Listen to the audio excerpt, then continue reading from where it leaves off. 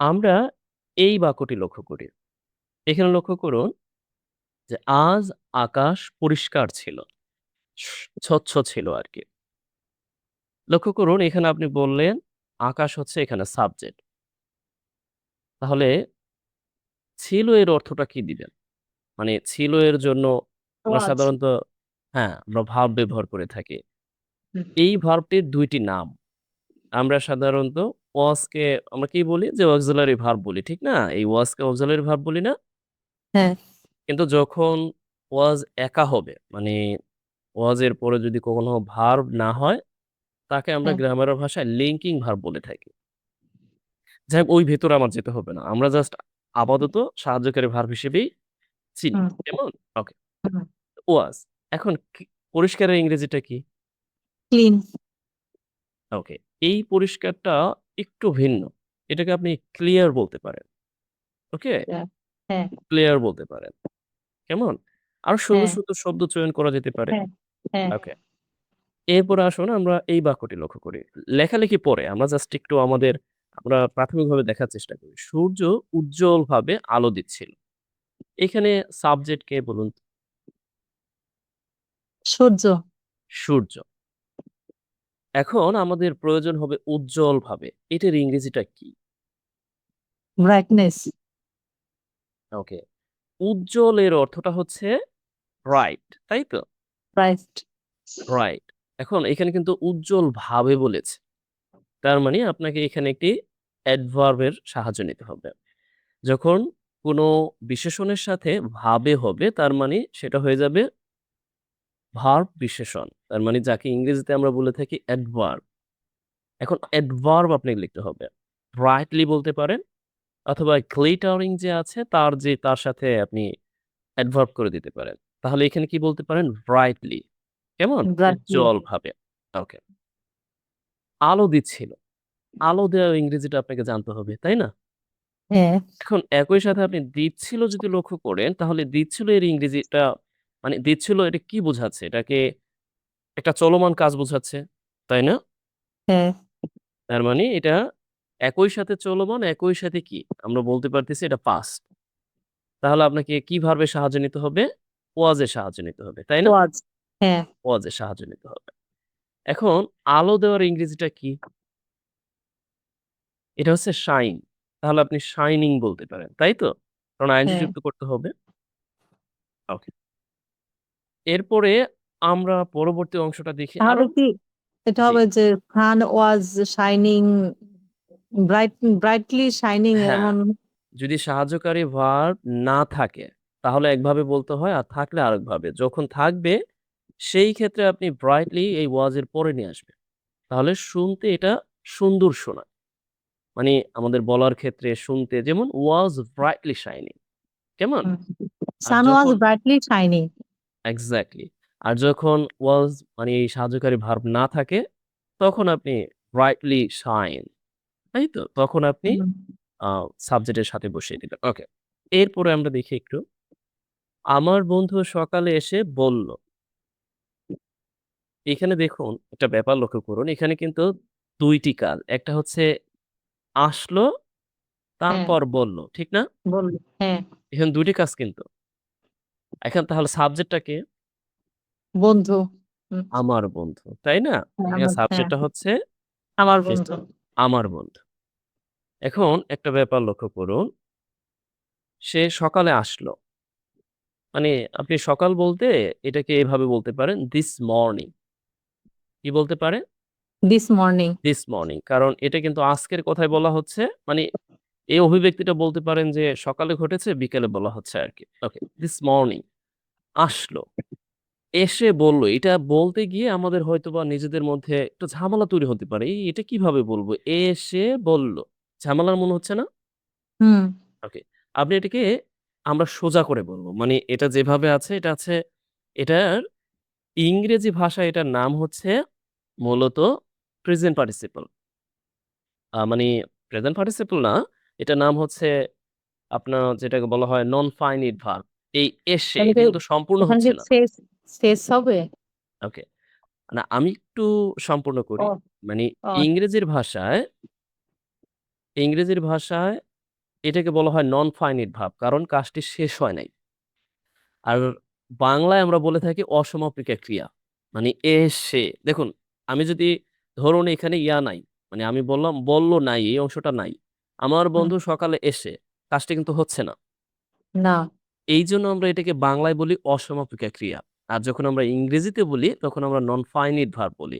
Non finite verb অনেক ধরনের আছে। জেরান্ড আছে, পার্টিসিপল আছে, প্রেজেন্ট পার্টিসিপল আছে, পাস্ট পার্টিসিপল আছে, অনেক কিছু আছে। আমি ওই আলোচনায় যাচ্ছি না আপাতত। এইটাকে আমরা আপাতত সোজাভাবেই বলবো। আমি বলবো আমার বন্ধু সকালে আসলো এবং বলল। এখন সহজ বল হচ্ছে না? জি তার মানে আপনি কি বলতে পারেন? যে my friend came and said. মানে আমরা সহজভাবে বলবো আপাতত। আর যদি আপনি জেরান্ড দিয়ে মানে পার্টিসিপল দিয়ে বলতে চান, তাহলে বলতে হবে এইরকম ভাবে যে আ প্রথমত কামিং এইভাবে লিখে, অর্থাৎ coming this morning my friend said. ওইভাবে আপাতত যেতে হবে না। আমরা সহজভাবে বলার চেষ্টা করব। মাই ফ্রেন্ড কি বলতে পারে? যে today my friend came and said. আজ আমার বন্ধু আসলো এবং বলল। ওকে। বল দেন উই সি সে যা বলে তা আজ খুব গুরুত্বপূর্ণ। এইখানেই ঝামেলাটা। সে যা বলে তা আজ খুব গুরুত্বপূর্ণ। তাহলে আমাকে বলুন তো এই বাক্যের সাবজেক্ট কে? কারণ আপনাকে তো সাবজেক্ট খুঁজে বের করতে হবে, তাই না? হ্যাঁ তাহলে সাবজেক্টটা কে একটু দেখুন তো? এই অংশটুকুরই সাবজেক্ট কে? সে ওকে, দেখুন এখানে আমি যদি আপনাকে বলি যে গুরুত্বপূর্ণ আসলে কি? খুব গুরুত্বপূর্ণ এখানে কি? এটাও সাবজেক্ট না, নাকি আমি বলতে চাচ্ছি মানে খুব আচ্ছা গুরুত্বপূর্ণ কোন ওইটা বিষয়টাকে ইঙ্গিত করেছে? ইঙ্গিত ও করেছে কোন আচ্ছা বিষয়টাকে? বলার মানে মানে তার বলাটা আর কি যা এক্সাক্টলি। বলে সে যেটা বলল ওইটাকে সেটা খুব এখানে খুব ইঙ্গিত করেছে গুরুত্বপূর্ণ না? ওই হুম বিষয়টা কিন্তু গুরুত্বপূর্ণ। কিন্তু সে কিন্তু গুরুত্বপূর্ণ না। না তার মানে সাবজেক্ট আপনি কিভাবে পাবেন? আপনি সাবজেক্ট পাবেন সবসময় বাংলা বাক্যের শেষের অংশকে প্রশ্ন করে। কেমন? হুম দেখুন, আমি এই বাক্যটিকে প্রশ্ন করি। পরিষ্কার ছিল। যদি বলি কি পরিষ্কার ছিল? তাহলে আকাশ। তাই না? আকাশ উত্তর পাচ্ছেন? হ্যাঁ আবারও দেখুন আলো দিচ্ছিল। তার মানে কি আলো দিচ্ছিল? সূর্য আলো দিচ্ছিল। সূর্য আমার বন্ধু এসে বলল, বলল কে? আমার বন্ধু, সাবজেক্ট। আবার দেখুন খুব গুরুত্বপূর্ণ। খুব গুরুত্বপূর্ণ কে? মানে কে? সে কি সে গুরুত্বপূর্ণ? নাকি না সে যা বলেছে সেটা যা গুরুত্বপূর্ণ? বলে সে যা বলে এখন বুঝতে পারলেন? যে সে স্যার এখন এই অংশটা সাবজেক্ট হিসেবে আপনি ব্যবহার করবেন। তাহলে এই অংশটা আপনার লেখা শিখতে হবে, তাই না? হ্যাঁ ওকে। এইজন্য আমাদের চলে যেতে হবে ঠিক এই জায়গাটায়। লক্ষ্য করুন, আমরা আগেই এখানে এনে রেখেছি যে আমরা আমাদের প্রয়োজনে লক্ষ্য করুন, আমরা কি করতে পারবো? এইদিকে লক্ষ্য করুন। এটাকে আমরা রাখছি কারণ ওই যে আমরা পরে আবার যাবো তো এইজন্য। এইদিকে লক্ষ্য করুন। নাউন ক্লজ কে আমরা সাবজেক্ট হিসেবে ব্যবহার করতে পারবো। যেমন লক্ষ্য করুন, কি সে বলে। সুন্দরভাবে লেখা আছে। কি দেখুন, হুম হুম, কি সে বলে। বলে এইদিকে লক্ষ্য করুন, কি সে বলে এরপরে আছে is unknown to us, অর্থাৎ আমাদের কাছে অজানা। তার মানে এই অংশটুকু সাবজেক্ট হিসেবে ব্যবহার করেছি। হ্যাঁ এখন মনে হচ্ছে না ২ টি সাবজেক্ট এক জায়গায়, এটা কেমনে কি হলো? এরকম মনে হচ্ছে না? কিন্তু জি স্যার এইখানে মূলত আপনি যেদিকে খেয়ালটা রাখবেন, আপনার মূলত খেয়ালটা রাখতে হবে যে কি সে হোয়াট ইজ বলে এই অংশটুকু হচ্ছে হ্যাঁ সাবজেক্ট। এরপরে আপনার সাবজেক্টের পরে তো স্বভাবতই ভার্ব চলে আসবে। এরপরে ভার্ব, এরপরে বাকি অংশ। এখন একই রকমভাবে আমরা যদি এদিকে লক্ষ্য করি, কি এর অর্থটা আপনি যাও বলতে পারেন, যা। ওকে? ২ টা অর্থ দেয়। কেমন? হুম হুম এরপরে এদিকে লক্ষ্য করুন। where you live, কোথায় তুমি বাস করো? এটা সবার জানা। তাহলে এখানে আপনি কি দিবেন ভার্ব হিসেবে? is, এরপরে কি? known to all, সবার জানা আছে। তাই তো? হ্যাঁ একই রকমভাবে দেখুন, why he left the house, কেন সে বাড়ি ত্যাগ করল? দেখুন, এটা কিন্তু আমি প্রশ্ন করছি না। এটা জাস্ট আমি স্বাভাবিকভাবে বলছি, কেন সে বাড়ি ত্যাগ করল? বললো এটার একটা কারণ আছে। কারণ এই দেখুন, এইটা হচ্ছে সাবজেক্ট আর হ্যাজ রিজন। এই সাবজেক্টের একটা কারণ আছে। এখন বুঝতে পারলেন? তো হুম। একই রকম ভাবে ঠিক এই জায়গাটায় একই ব্যবহার হবে। কেমন? আমরা এইদিকে আসি। আমরা যদি এটাকে একটু বসিয়ে নেই। ওকে,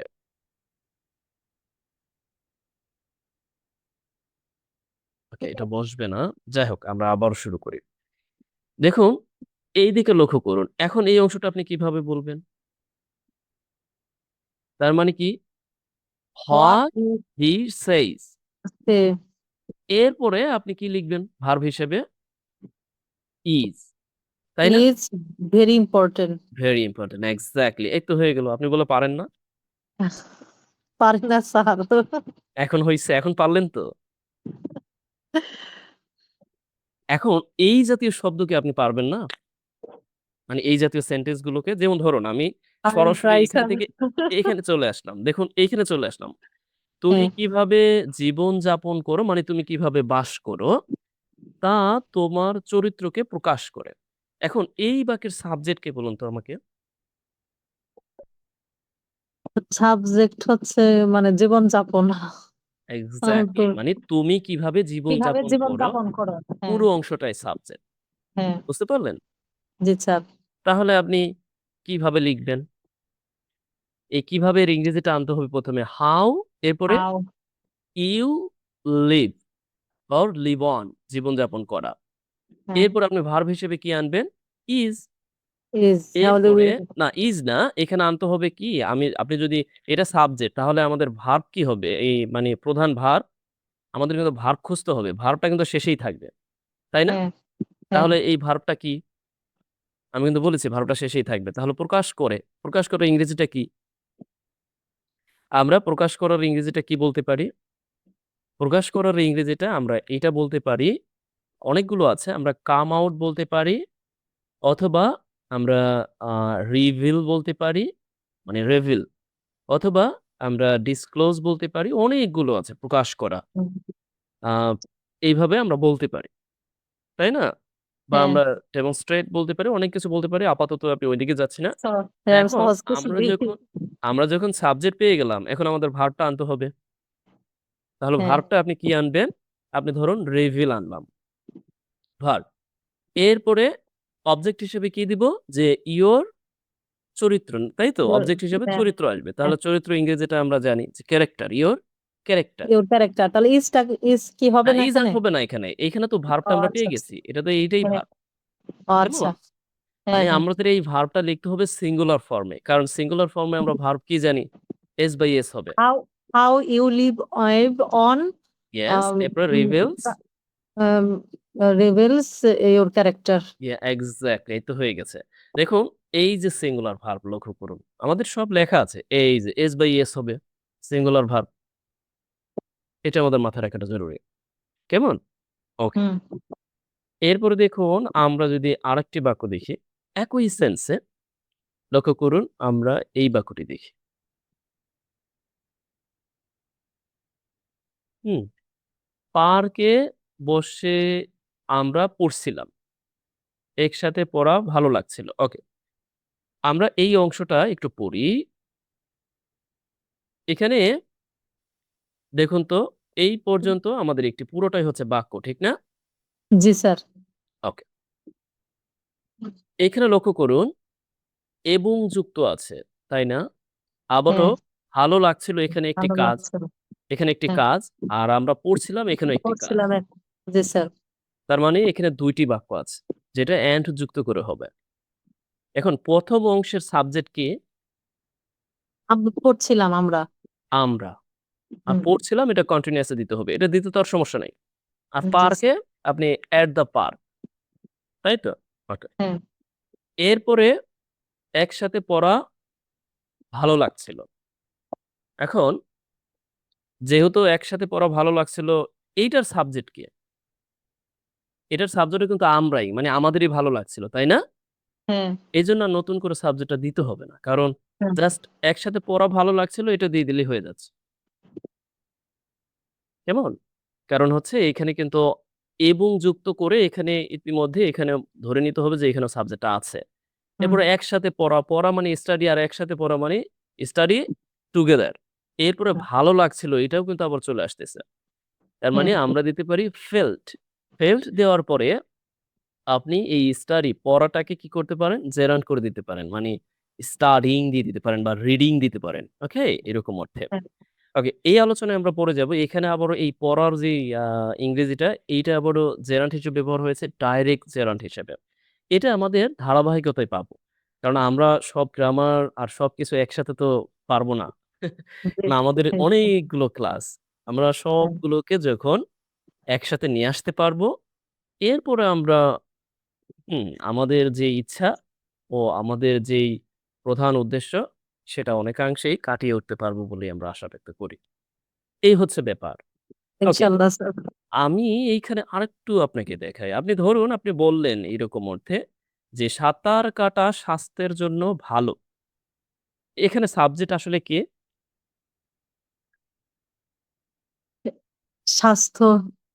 ওকে, আবারও প্রশ্ন করুন। আপনি ভালোকে প্রশ্ন করুন। কি ভালো বলুন তো? সাঁতার কাটা। এটা কিন্তু ভুল করা যাবে না। আমি কিন্তু বলতেছি শেষের দিকে যে অংশটা তাকে প্রশ্ন করবেন। মানে এখানে সাবজেক্ট হচ্ছে সাঁতার কাটা। এখন সাঁতার কাটাকে আপনি হ্যাঁ, কিভাবে লিখবেন? হয় টু সুইম দিবেন নতুবা সুইমিং দিবেন। তাই তো? সুইমিং। হ্যাঁ, জি স্যার। এরপরে জন্য এর জন্য কি ব্যবহার করবেন? Preposition for. ফর, ফর এরপরে কি ব্যবহার করবেন? Help, help. হেল্প। বুঝতে পেরেছেন? এই তো হয়ে গেল। আর ভালো এর ইংরেজিটা তো গুড জানেনই। হ্যাঁ। এই তো। তাই আমরা পুকুরে সাঁতার কাটার পরিকল্পনা করলাম। ওকে। তাই এটাকে আপনি বাট দিতে পারেন। না, বাট না দিয়ে আপনি হাউএভার এটা দিতে পারেন বা সো এটা তো দিতে পারেন। ওকে। আমরা পুকুরে সাঁতার কাটার পরিকল্পনা করলাম। তাহলে এই বাক্যের সাবজেক্ট কি?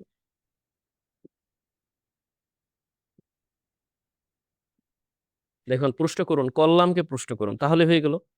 হ্যাঁ, আমরা পুকুরে হ্যাঁ, সাঁত সাঁতার কাটা আরকি পরিকল্পনাটাই আর ওকে। আমি বলছি করলামকে প্রশ্ন করবেন। এই যে পরিকল্পনা সাঁতার করার কাজটি কে করেছে? আমরা। আমরা। তার মানে সাবজেক্ট হচ্ছে আমরা। বুঝতে পারলেন? জি এইভাবে স্যার। আমাদের সাবজেক্ট খুঁজতে হবে। সেই অনুযায়ী আমাদের ভার্ব লিখতে হবে। এরপরে বাকি অংশ যেটা আছে আমরা ঠিক আ সিকোয়েন্স মিলিয়ে, মিলিয়ে সব করতে পারব। দেখুন এটা ইনশাআল্লাহ স্যার। এটা আপনার কাছে জটিল মনে হতে পারে যে ইয়েস এটা উম পারবো, সিন্স টু পারবো স্যার। আজকে একটু সময় লাগবে। না, এখন কি আপনি কিছুটা হালকা হয়েছেন যে না হ্যাঁ, জি ব্যাপারটা স্যার। আসলে যাচ্ছে না, বা এই ব্যাপারটার সাথে আপনি নিয়ে নিতে বাট পারবেন আরকি। জি স্যার পারবো ইনশাআল্লাহ। ওকে, তাহলে আর সমস্যা নাই। যেহেতু হুম, পারবেন, পারবেন বলে আশা ব্যক্ত করেছেন তার মানে পারবেন। এটা আমি আচ্ছা। আমি নিজেও আশা করি যে হ্যাঁ, এটা হ্যাঁ, সম্ভব। হ্যাঁ, কেমন? ঠিক ওকে, আছে স্যার।